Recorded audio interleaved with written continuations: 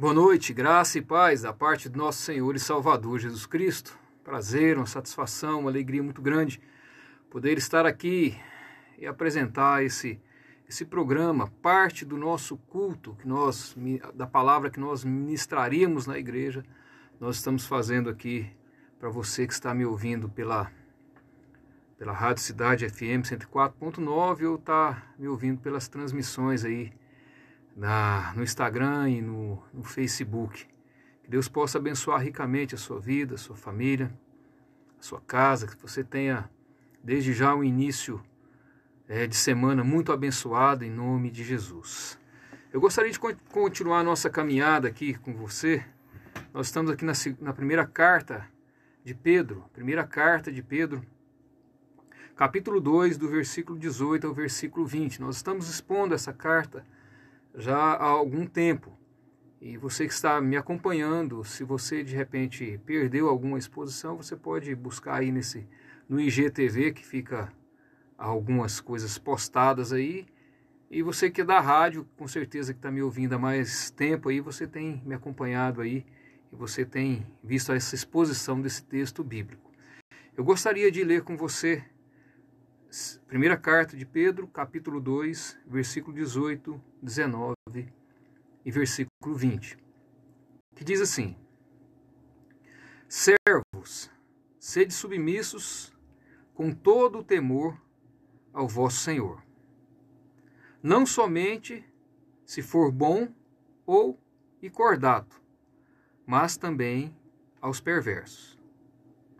Por isso, é grato que alguém suporte tristezas, sofrendo injustamente por motivo de sua consciência para com Deus. Pois, que glória há, se pecando e sendo esbofeteados por isso, o suportais com paciência. Se, entretanto, quando praticais o bem, sois igualmente afligidos e o suportais com paciência, isso é grato a Deus. Tem uma outra versão das Escrituras, desse mesmo trecho, que diz o seguinte: Escravos, submetam-se aos seus senhores com todo respeito, não apenas àqueles que são bons e atenciosos, mas também àqueles que são severos. Pois é louvável se um homem suporta a dor do sofrimento injusto por ele ter consciência de Deus. Mas que crédito há para vocês se receberem uma surra por fazerem o que é errado e a suportam? Contudo, se vocês sofrerem por fazerem o bem e suportarem, isso é louvável diante de Deus. Domingo passado nós falamos do desafio da liberdade cristã. E hoje é o desafio do comportamento exemplar. Esse trecho fala de comportamento. E na sequência da discussão aqui de Pedro, ele fala sobre submissão, e ele vem falando sobre submissão. Só que ele deixa o âmbito do governo, daquela questão de ser submisso às autoridades, ao governo, e agora ele começa a falar do comportamento daqueles homens e mulheres, daquela caminhada, dos seus leitores, na questão da sociedade, como que eles deviam se comportar na sociedade. E o interessante, no contexto de pregação aqui de Pedro, é que o evangelho chegou a todas as classes sociais. Então era possível você ver, sentado no mesmo lugar, ouvindo a palavra de Deus, um senhor e um escravo, uma autoridade governamental do Império Romano e um judeu, ou gentio e um judeu. Então, esse ambiente, o evangelho começou a trabalhar e começou a tratar diante de Jesus Cristo essas pessoas como sendo iguais diante do Senhor Jesus Cristo, sendo ovelhas. Então, isso mexe muito com a estrutura daquele povo. Para nós hoje, quando nós falamos de escravidão, nenhum de nós passamos por essa realidade, ou vivemos essa realidade. Nós sabemos pelos livros de história. Nós sabemos, de repente, se você já visitou uma fazenda aqui no Brasil que foi usada como lugar de trabalhos escravos e mantiveram essa estrutura. Eu tive um privilégio de conhecer uma fazenda dessa lá em Goiás, chamado... agora esqueci o nome da fazenda. Vim no caminho me lembrando dessa fazenda e me esqueci do nome dessa fazenda. Agora eu me lembro. Tá? Existe essa fazenda lá que ela foi mantida, todas aquelas características, é uma fazenda turística que existe lá, e a senhora que apresenta toda a história ali da escravidão, do pessoal ali, ela foi mantida tudo do mesmo jeito. O interessante é que ela descreve que não existe pregos, ferros, nas dobradiças das portas, das gavetas, das porteiras ali, não. Tudo é de madeira, não existia ferro, para não existir nenhum tipo de arma ali para os escravos. Interessante é que existe um muro naquela cidade, naquela fazenda, que ele está inacabado. E aí ela conta a história, daquela história que tem um ditado, fala assim: enquanto se descansa, carrega a pedra. É porque os escravos, quando estavam na entre-safra, para eles não ficarem maquinando a saída, tramando alguma coisa, eles estavam descansando ali, eles eram colocados para fazer aqueles muros, carregarem pedras para fazerem os muros. Então esse ditado, enquanto descansa, carrega a pedra, vem desse contexto. Então eu estou dizendo assim, aí você ouve essas histórias, mas nós não vivemos essa história. Nós não vivemos aqui no Brasil, boa parte da geração de hoje, guerras. Nós não participamos de guerras, da Segunda Guerra Mundial, da Primeira Guerra Mundial, nós não participamos disso. A maioria das pessoas, uma parte, de repente até participou, mas está com uma idade bem avançada. Então nós não sabemos, de fato, o que é viver num contexto de escravidão. Pedro escreve para esses homens aqui. A fazenda é Fazenda Babilônia, viu? A Solange me ajudou aqui. Fazenda Babilônia, lá em Pirinópolis. Se vocês forem lá por essa região, conheça que vale a pena vocês darem uma passada lá. É muito enriquecedor o conhecimento transmitido pela proprietária da fazenda. Então Pedro passa para esse contexto de sociedade. E ele começa a falar, ele usa a palavra servos ou a palavra escravos aqui. E ele aconselha os seus leitores a respeitarem as autoridades instituídas. E os servos a serem submissos aos seus senhores. E tudo indica, tá, que esses servos eram pessoas que tinham sido alcançados pelo Evangelho. E os seus senhores eram pessoas incrédulas. Tá? Então, olha bem, eram pessoas ímpias. E ele pede para que esses servos, esses escravos, se mantenham submissos aos seus senhores. E ele começa aqui o versículo 18, dizendo assim: servos, sede submissos com todo temor ao vosso Senhor. Não somente se for bom ou cordato, mas também aos perversos.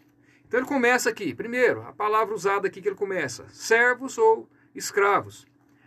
Então, nos dias de hoje, na sociedade de hoje, não estamos acostumados com a escravidão. Mas quando abrimos as Escrituras, lemos sobre escravos e escravas, servos, senhores. Por não estarmos a par do assunto, muitas vezes, formamos uma ideia incompleta das condições de vida dos escravos, especialmente aqueles aos quais Pedro se dirigia. Então, quando ele usa essa palavra servo aqui, no texto, na verdade, refere-se ao escravo da casa. Então ele está falando para aquele escravo que trabalhava na casa ali do seu senhor. Tá? Ele servia aquele seu senhor. Tem um escritor que ele descreve de maneira muito clara a vida e a situação de um escravo no Império Romano. E o interessante é que o escravo ali do Império Romano tinha algumas características que passam despercebido para a gente. Por exemplo, as condições de vida de muitos escravos ali do Império Romano era melhor que aquelas de homens livres que dormiam nas ruas das cidades e moravam em quartos baratos, ou não comia, ou não tinha o que vestir, não tinha onde morar. Então a vida de um escravo às vezes era melhor do que de um homem livre. Há evidências consideráveis que sugerem que os escravos viviam na propriedade que incluía a casa do seu senhor. Eles normalmente moravam na parte de cima da casa, na parte superior da casa, tanto na cidade como no campo. E tem um personagem da época aqui, que ele relata que os aposentos dos escravos e dos homens livres eram numa sala separada, numa ala separada da casa, mas eram consideradas atraentes o suficiente para hospedar também convidados da casa. Tamanha era o conforto que esses escravos tinham dentro daquele contexto. No que dizia respeito à alimentação e roupas, o escravo não era inferior aos homens livres, com as mesmas habilidades. Então, há indicação de que os escravos vestiam tão bem quanto os homens livres. Então, olha a situação desses escravos aqui. Pedro exorta os escravos a se submeterem aos seus senhores com todo temor. Ele repete as palavras de Paulo, que em suas cartas aconselha repetidamente que os escravos obedeçam respeitosamente aos seus senhores. Efésios, Timóteo, Colossenses, Tito, fala sobre isso. E Pedro não explica o termo temor.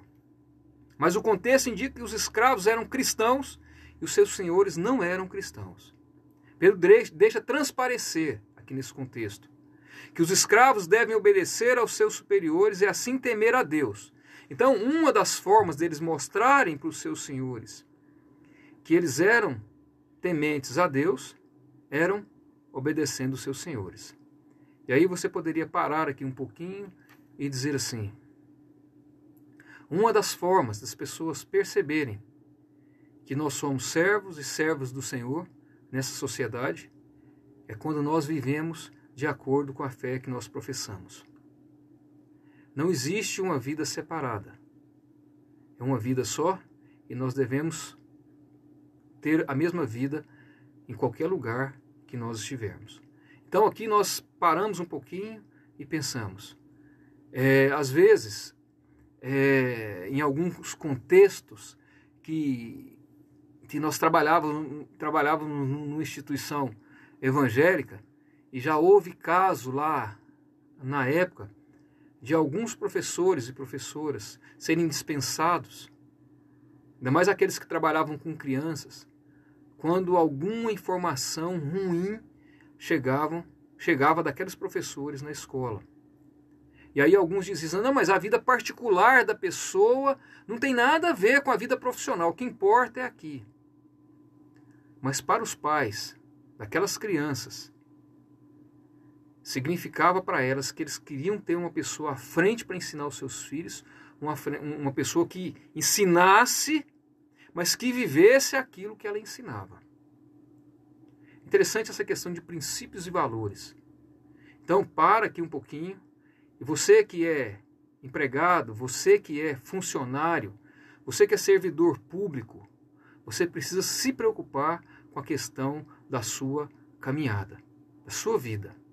Porque muitas vezes a sua vida fora do trabalho, fora de casa, fora do contexto que você vive, você acha que pode fazer o que quiser. E geralmente você colhe as consequências dessa vida. Então você precisa ter uma vida só, onde quer que você esteja. Aí vamos lá para os senhores. E aí Pedro usa a palavra senhores. Servos, sede submissos com todo o temor ao vosso Senhor. Outra palavra usada para ele aqui. Pedro usa a palavra Senhor. E essa palavra aqui, no original aqui, de onde ela foi tirada aqui, é a palavra déspota. Tá? A palavra déspota é tirada dessa palavra Senhor. A origem dela é Senhor. Então, o termo deixa implícito o poder e a autoridade ilimitada do Senhor na vida do seu escravo também. Por um lado, se tinha conforto, por um lado, se ele vestia bem, por um lado, se ele comia, por um lado, se ele tinha uma vida melhor do que aquelas pessoas que eram livres. E aí me lembra aqui a questão de quando o povo sai do Egito e começa a reclamar que lá na escravidão, lá no Egito, eles eram escravos, mas comiam bem. Agora eles são livres, estão comendo maná e começam a blasfemar contra o Senhor. Você se lembra dessa questão? Então, o termo aqui, Senhor, aqui vem dessa questão. Eles tinham uma vida de conforto, por outro lado, eles tinham um Senhor. E esse Senhor era proprietário e dirigente desses homens no âmbito familiar e na vida pública, de onde, por vezes, o senhorio trazia consigo a dureza e a excentricidade. Ou seja, o Senhor era senhor dele no trabalho, em casa, na sociedade, e às vezes era muito duro. O filho desse escravo que nascia ali não era do pai ou da mãe, era do Senhor, era propriedade do Senhor. Então, e essa é a mensagem que Pedro dirige aos escravos. Aqueles que serviam aos mestres que eram bons e cheios de consideração, tudo bem. Mas outros tinham que suportar os caprichos de mestres injustos e cheios de comportamentos desagradáveis, inescrupulosos. E tem uma versão aqui que diz assim, que descreve os mestres como severos. Mas a palavra aqui, na verdade, significa mestres desonestos, senhores desonestos. Tinha aqueles que serviam os mestres bons, mas tinha aqueles que serviam a homens desonestos. E Pedro está plenamente a par do sofrimento injusto que muitos escravos tinham de suportar. Então, outra questão aqui. Quem é o seu patrão? Quem é uma autoridade que você, na sua vida, na questão profissional, onde quer que você esteja? Você conhece realmente essa pessoa? Você já trabalhou em algum lugar que o seu chefe era injusto, era perseguidor, era mau, era ruim, não tinha caráter, não tinha escrúpulos? Você já passou por uma experiência dessa na vida? Eu queria dizer para você que eu já tive algumas experiências profissionais com pessoas dessa forma e dessa maneira. Você ter um chefe dessa forma, você não sabe o que vai acontecer quando você está com ele. Ele é com você uma coisa na frente e quando vira as costas é outra coisa completamente diferente. Eu já vi pessoas sendo injustiçadas, mas muito injustiçadas com esses chefes. E às vezes essas injustiças sobram para a gente também. Passar por algumas injustiças. Então eu queria dizer para você que caminha nessa questão, que se você na sua vida profissional, onde quer que você exerce, trabalhe, você lida com pessoas, às vezes você é autônomo. Você tem a sua própria empresa, você não depende, você não tem, entre aspas, um patrão instituído, mas os seus clientes são seus patrões. E às vezes você lida com clientes desonestos. E você lida com clientes bons, mas você tem que tratar todos da mesma forma. Porque é dali que vem o sustento da sua empresa, da sua casa. Então, independente, se você é um servo e uma serva do Senhor, independente de quem quer que seja o seu patrão, de quem quer que seja a autoridade sobre a sua vida, aí você pode ampliar pela questão política, pela questão social, por vários locais. Quando você lida com essa questão, você tem que ter uma postura só. Se a pessoa é honesta, ou se a pessoa é desonesta, você tem que testemunhar do Deus que você serve. E aí, Pedro começa o versículo 19, ele passa para o versículo 19 e faz algumas observações nessa caminhada aqui. E são observações interessantes. Que aí vem aquilo que dirige a minha vida, aquilo que dirige a sua vida. E talvez para alguns que eu fale aqui, que eu compartilhe isso aqui, não vai fazer muito sentido, porque não, mas eu já sei disso aí. Mas o fato, às vezes, da gente ouvir algumas coisas muitas vezes, significa, às vezes, que Deus quer trabalhar algumas coisas na vida da gente. E se você ainda não foi despertado para isso, talvez o Senhor queira falar com você nessa noite a respeito dessa questão. Versículo 19 diz assim: porque isto é grato, que alguém suporte tristezas, sofrendo injustamente, por motivo da sua consciência para com Deus. E aí o versículo 20 fala assim: pois que glória há se pecando, se, sendo esbofeteados por isso, o suportais com paciência? Se, entretanto, quando praticais o bem, sois igualmente afligidos e o suportais com paciência. Isso é grato a Deus. Ele faz um trocadilho aqui. E tem algumas observações interessantes aqui. Apesar de Pedro estar ciente do sofrimento que os escravos indefesos têm de suportar, ele amplia sua abrangência aqui. E o que ele faz? Ele inclui aqui todos que experimentam a dor ou sofrimento. E ele fala: se você passa por alguma coisa na sua vida, se você fez alguma coisa de errado e sofre as consequências daquilo que você fez de errado, você está sendo punido, eu coloco até a questão de esbofeteados, chicoteados por aquilo que você fez de errado, que virtude há nisso? Não, eu suportei tudo aquilo. Que virtude há nisso? Você está sofrendo a penalidade do seu erro. E aí naquele contexto, e aí ele fala assim: mas quando você faz o bem, você pratica o bem, você é injustiçado, você é perseguido, você sofre os danos, você sofre consequências por estar ajudando, por estar fazendo alguma coisa de bem, de bom para a vida das pessoas.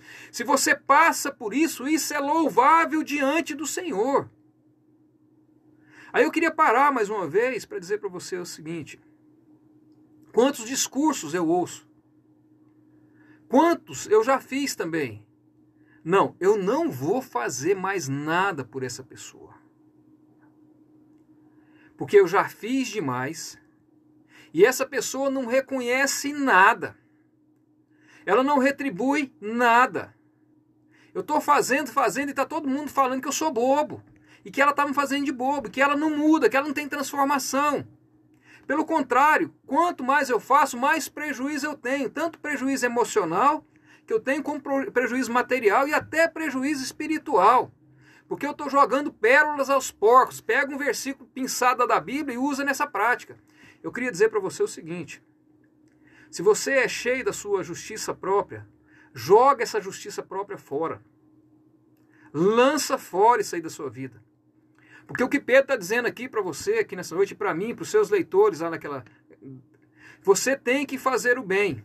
E se você fizer o bem, se você distribuir o amor, se você ajudar, se você se comportar bem, se você tiver atitudes boas, e mesmo assim você for perseguido, e mesmo assim você não tiver nenhuma retribuição disso que você fez, isso é louvável diante do Senhor. Você está fazendo para que as pessoas reconheçam o que você está fazendo? Ou você está fazendo porque você já recebeu do Senhor? Se você já recebeu do Senhor, você tem que fazer. E o que uma mão fizer, a outra não precisa ficar sabendo. E vai fazer sem esperar nenhum tipo de retorno. E a coisa caminha ainda. Ele usa a questão de consciência de Deus. Consciência de Deus. No final do versículo 19 ele diz assim: sofrendo injustiça por motivo da sua consciência para com Deus. E aí, eu queria dizer para você o seguinte, é onde eu falo da questão, talvez você sabe disso, mas qual é a sua consciência de Deus? Até que ponto você tem consciência daquilo que Deus fez por você? Até que ponto você é consciente da sua posição diante de Deus? Até que ponto que você é consciente da presença, do poder, do senhorio do Senhor na sua vida? Os valores do reino são outros. Os valores do reino são outros. E Pedro começa a trabalhar naquela questão social ali daqueles homens ali, e nós podemos trazer isso para os nossos dias, para as nossas vidas aqui, porque nós ouvimos algumas coisas nos nossos dias que são coisas complicadas e difíceis, nós achamos até um discurso bonito. Nós não admitimos injustiça nenhuma para conosco. Nós temos que pleitear os nossos direitos. Nós temos Se nós sofremos alguma injustiça com qualquer coisa que seja, nós vamos processar as pessoas. Que um servo do Senhor tem que ser honrado. Não pode ser injustiçado, não pode ter prejuízo. Um servo do Senhor. E aí nós começamos com esse discurso, que às vezes nós começamos a perceber. Se nós repetimos esses discursos, nós começamos a perceber que falta um pouquinho de consciência de que daquilo que o Senhor ensinou e deixou escrito na palavra dele para os seus servos, para as pessoas que caminham com ele. E o interessante é que alguns comportamentos complicados e difíceis de pessoas que têm um discurso carregado de justiça própria, carregado de sabedoria humana, carregado de discursos, às vezes de escritos, textos, palavras, que tem algo assim muito interessante, muito bonito até, mas falta a essência do Evangelho. Falta a essência do ser. Nós estamos, às vezes, ligados muito àquela questão do fazer, e essa questão dessa formatação de produtividade profissional que nós temos hoje, nós queremos aplicar isso também à vida cristã. E a vida cristã, nós precisamos de ter consciência de quem nós somos, de quem Deus é, o que Deus fez através de Jesus Cristo para salvar a mim e salvar a você, e a nossa nova vida no Senhor Jesus Cristo, os valores, a escala de valores, ela é completamente invertida. E falta consciência no meio chamado evangélico hoje, dessa questão de quem nós somos. Por que você foi chamado ou chamada? Por que você foi separado ou separada? O que o Senhor quer para a sua vida? Por que Ele te chamou? Por que Ele te separou? Nós percebemos, nós lidamos com pessoas insatisfeitas. Pessoas que estão, desculpa a expressão aqui num contexto que eu vivo aqui, pessoas que estão desempregadas, estão murmurando, reclamando. Pessoas que conseguiram um trabalho e começam a murmurar do trabalho.